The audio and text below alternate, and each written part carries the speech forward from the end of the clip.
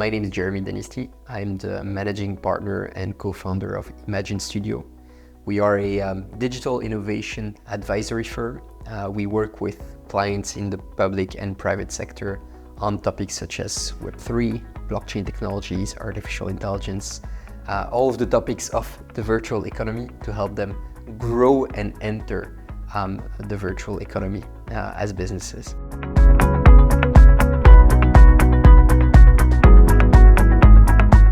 I grew up in Belgium. I started my career in Belgium.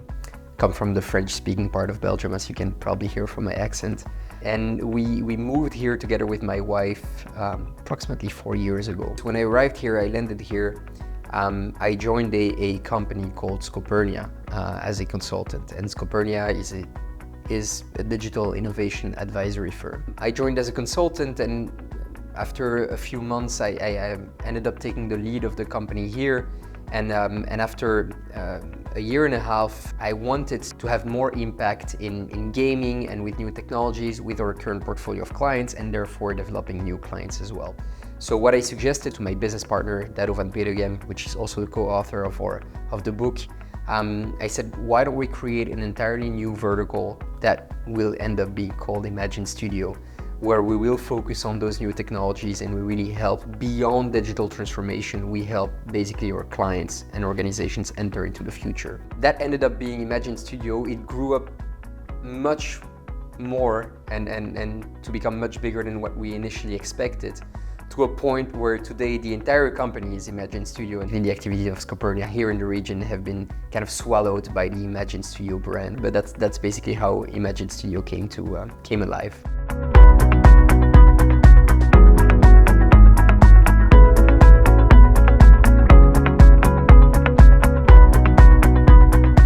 I mean, starting a new venture, in this case it's a bit specific, right? Because we were a vertical of a venture of a business that was already working and operating. So we're fortunate enough that we could tap into an existing set of clients, which is one of the most difficult part when you develop a new business. It's actually the business development, is to find people that will trust you, trust your capabilities to deliver, trust your team, trust your vision, and will grant you one project that will potentially lead to another, that will enable you to unlock other clients. And fortunately, we didn't have to go through so much hurdles with that, because we were tapping into the clients and the past projects that we've had since 2016 in this region through the Scopernia brand. But nevertheless, when you're working on innovation, when you're working on digital innovation, when you're working on any topic related to the future, there is a big challenge in education, in making people understand what you are actually talking about. Why does it matter? I mean, people have to believe that this is potentially how the future will look, right? You can come and you can talk about the virtual economy, you can talk about blockchain technologies, you can talk about AI, you can talk about community building, experience, 3D, the immersive internet, but you need to have someone on the other side of the table that is receptive to this and believes that his company, her company, needs to change, transform to enter into that future. I would say that's the biggest challenge when you work in innovation. You don't have 150 cases of successful implementations because you're talking about the future. But nevertheless, we're quite successful doing it. We had very nice projects with the government, with the Dubai government. We had very nice project with private companies on implementing metaverse spaces, on creating new tech-powered communities, specifically in Saudi Arabia. We're working at the moment with Adidas and the Saudi Football Federation to establish a community for young Saudi women on football in Saudi Arabia. So we're working on some very exciting projects that for some of them really can change the way that business is being done in some of the industries. And the entire team is very proud of that, of course. That's the exciting and energizing part of this job, is that you're 70% of the time doing stuff that has almost never been done before. And sometimes it's successful, sometimes it's not. Most of the time, we've been fortunate that it has been successful, but that's the exciting part about working with future-related topics.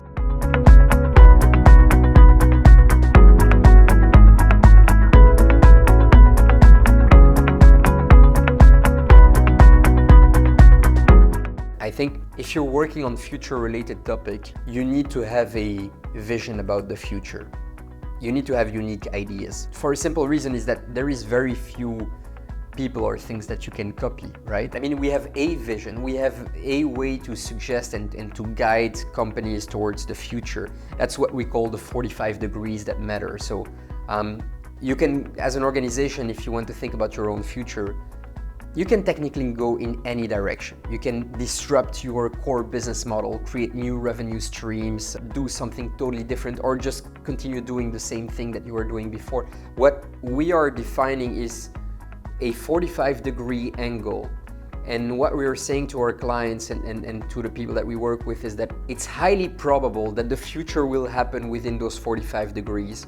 And now, as an organization, how can you navigate within that angle? Not in a straight line, because nothing is certain, nothing is for sure, but navigate within those 45 degrees that matter. It takes a lot of time to develop a thinking, a vision about the future.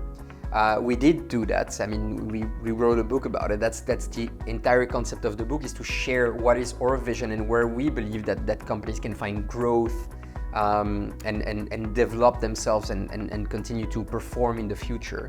And this is why we have written the virtual economy. So if you ask us what sets you apart, I would say you can always argue, yeah, we have smart people, we have good projects, great use cases, but everyone kind of has this in a different way. I think what really sets us apart is our vision about the future and how we believe companies will grow. And this is what we have put based on the cases and the projects that we've worked and the results that we have had, or vision about how it will come to life in the future, which we have put in this book, The Virtual Economy, which is really a guide for, not for technical people, but really for business leaders to navigate the future.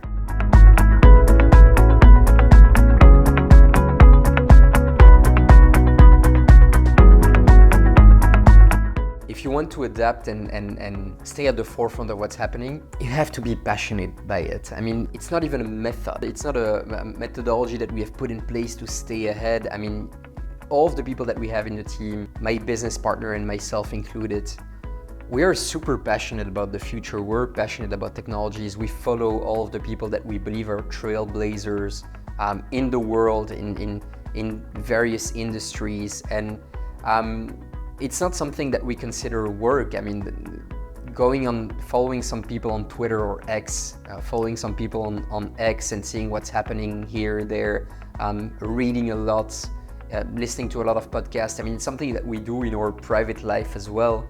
And this is one thing, yeah, if you're passionate about a topic, for sure by design, you will tend to know much more than most people about that topic. The second thing that is extremely important if you want to stay ahead is that you need to have a platform with a set of people that you can discuss that with, because otherwise you're just becoming an echo chamber of your own thoughts. I mean, you read and then the algorithm will push you towards things that already are towards your own thinking. But if you can never confront your thinking and your ideas with other people, then I don't think that's a sane way of drafting a vision of the future. So for that, of course, internally we talk a lot, but we have created a community called the Future Club with future leaders from across the region. We're a bit more than 65 at the moment, from across industries. And we meet not very often, once every couple of months, just to discuss some random topics. We discuss the latest development in artificial intelligence, and then we have someone from the banking sector, someone from the retail sector, someone from the luxury sector, share their own thoughts, challenging your own ideas, challenging one another's ideas. And I think that's absolutely critical if you want to stay ahead, is those two things. You need to be passionate about it, read, listen, educate yourself, but then also have a lot of people that you can talk and exchange thoughts with. Everyone at Imagin3 has that kind of DNA of discovering and exchanging thoughts about the future, about the virtual economy, and about the new technologies that are really coming and taking this world by storm.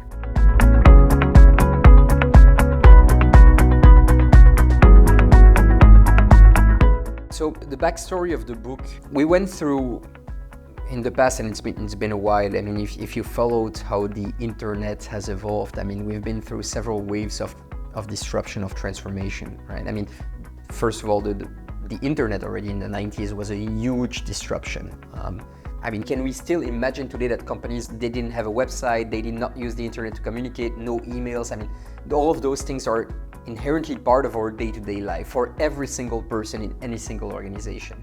So that has been a huge disruption. There has been a second wave of disruption in the beginning of the 2000s with social media.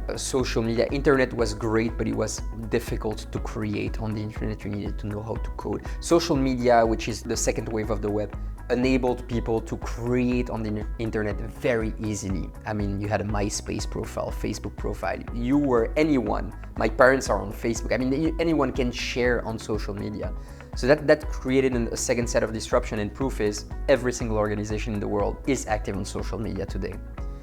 And we felt a couple of years back, especially with COVID, that accelerated a lot of the digital innovation. We felt that we're moving into a third wave of disruption, which is kind of the perfect storm between a more immersive internet with more 3D technologies and a lot of large companies moving into 3D, a more decentralized internet with more blockchain technologies. We saw the NFT wave that is, by the way, picking up again now. And then a more exponential internet, which is the AI and the explosion of AI and really having artificial intelligence booming. And we thought, wow, I mean, it's fascinating, and we believe at the core this will considerably impact any single organization at any level, small, medium, large, in any industry. And we had some unique thoughts about it, and we started confronting our clients during keynotes, during workshops, during projects. We started confronting them with those thoughts and having discussion with them, and we figured out, okay, we have a story to tell here. And this is how this book was born. We started a year and a half ago writing the main core ideas of the book, where we wanted to take it. And if you know about the process of writing a book, it's almost a never-ending process. At some point you need to put a deadline to it. It's like, okay, we stop now, because you keep on iterating, changing, modifying based on what's happening in the world. So this is how the virtual economy as a book was born. Started working on it a year and a half ago, and developed our thinking there. I think to answer the second part of your question, what can people get away from it? I just want to highlight again, this is a book for any business manager. It's not a technical book. There are more than 40 use cases within the book that make the theoretical ideas extremely concrete. So we're saying, okay, this is what we're seeing happening, this is how you can structure your thought, and this is the proof that it works. Case A, case B, case C. So we're making it extremely practical, not a technical book. What we hope that you can take out of this book is, first of all, a better idea about where the future can go. Second of all, where you can take your organization into that future, what you should do, what you could do to evolve, to continue to grow, to adapt to the new generation of customers that is on your doorstep.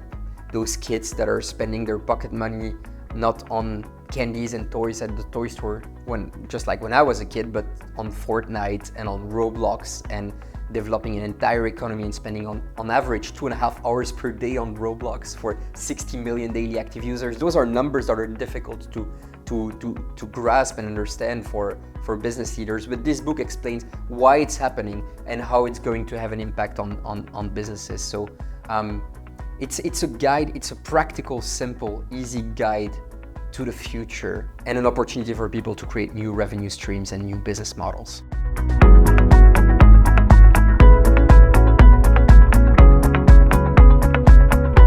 I think by design, when you have a digital innovation company such as Imagin3, your company is not frozen in time.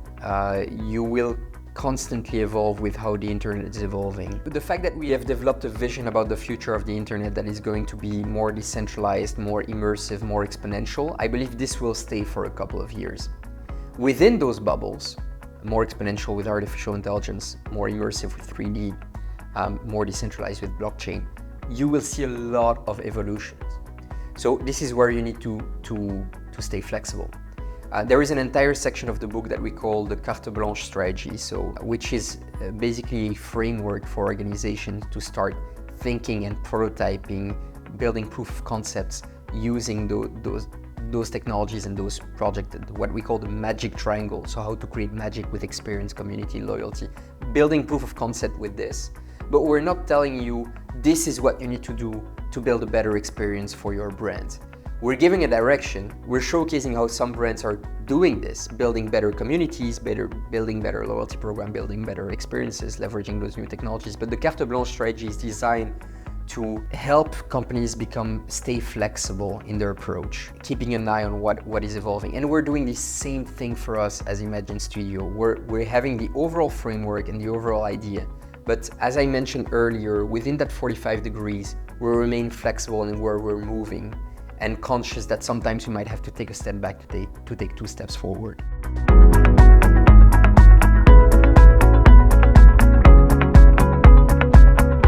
Sure, I mean, working with startups is totally different than working with larger businesses. Large businesses, they carry a legacy. Most of the time it's very positive legacy, otherwise that business wouldn't exist anymore. So I personally, I hate when consultants or advisors come in and say, everything you've been doing in the past is wrong, you need to change everything, and this is how you...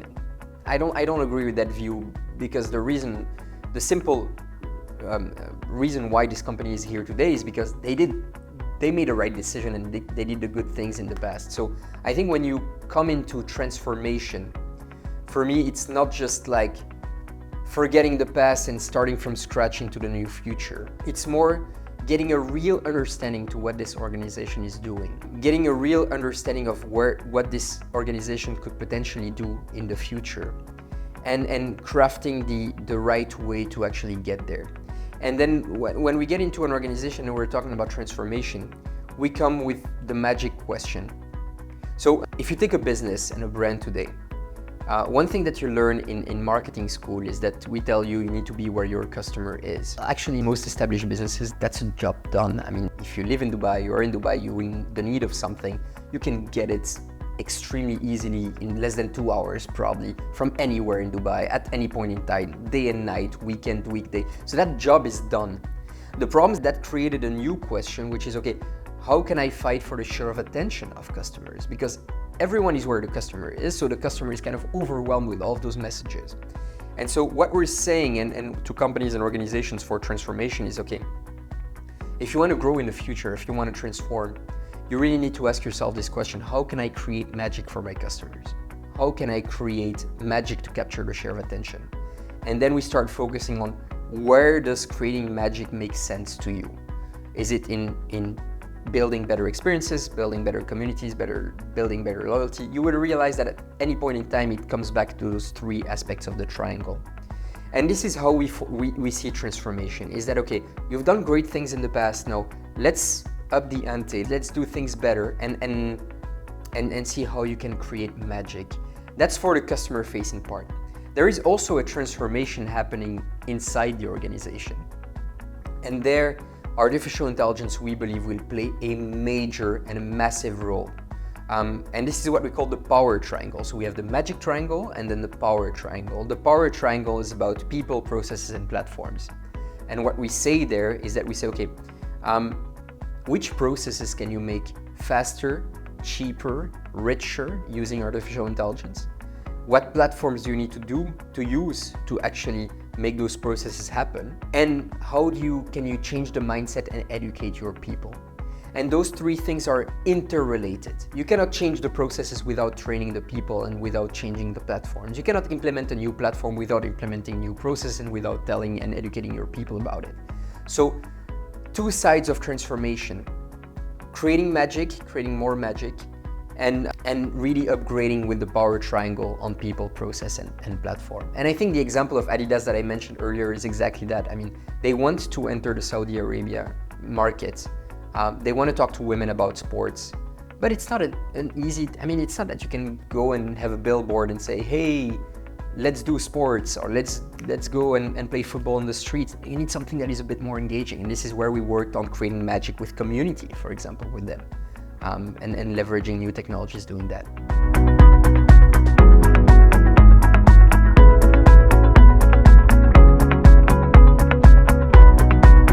I think digital innovation has a lot of potential to transform education. We know for a fact, I mean, that's scientifically proven, that education and better education across the world, across the globe, for everyone, just has positive impact on every single level of society. More educated people make better decisions. They are more likely to get out of poverty if they were there. They are more likely to raise more educated children themselves. So I mean, better education is just what we should strive for in the world, because this is what makes the world a better place. And I think for some specific part of education, digital innovation can really make a big difference. I'll give you two examples.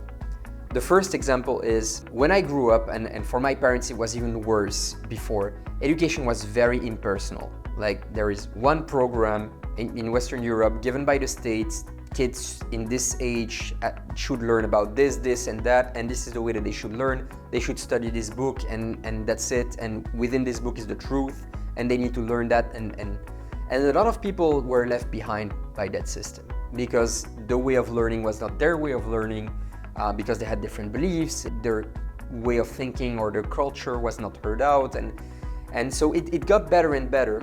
But what digital innovation is enabling us today, and especially specifically artificial intelligence, is that we're able, and we are going to be able in the future, to cater to specific personalized ways of learning, to a way of restituting the information in a more complete way, by the way, not just one version of the truth written in a book that was written 30 years ago and that is completely disconnected from reality from today, so more up to date, but also more personalized in the format. I mean, you learn better by listening, then the content's gonna be something you can listen to. You learn better by reading, etc., etc.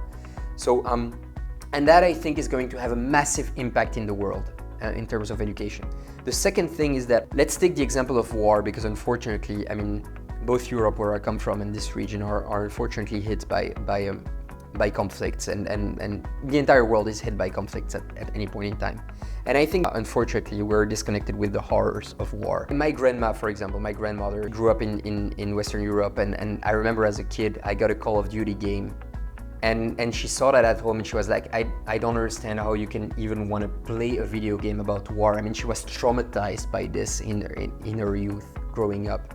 And I think in the history lessons in education, when you learn about global, I mean, the World War I, World War II, and all of the other wars, you learn about it reading in a book. Yeah, X millions of deaths. I mean, it's almost like we don't make it real. And I believe, for example, and there has been some cases where we were able to restitute creations of the past in a 3D immersive environment, where we were able to put kids and making them understanding this is actually how it looks like to have countries at war, and this is what is being talked about. So now it's very to really raise awareness about how tragic something can be, but you could also see it the other way around and show how wonderful something can be. A lot of people go to Athens to visit the Parthenon and other. What if you could completely immerse yourself to what this was back in the days when it was being built? I believe this will have a massive impact on education and on just making people better citizens, better human beings, just leveraging digital innovation. Just two examples, but I think education is really going to be massively hit.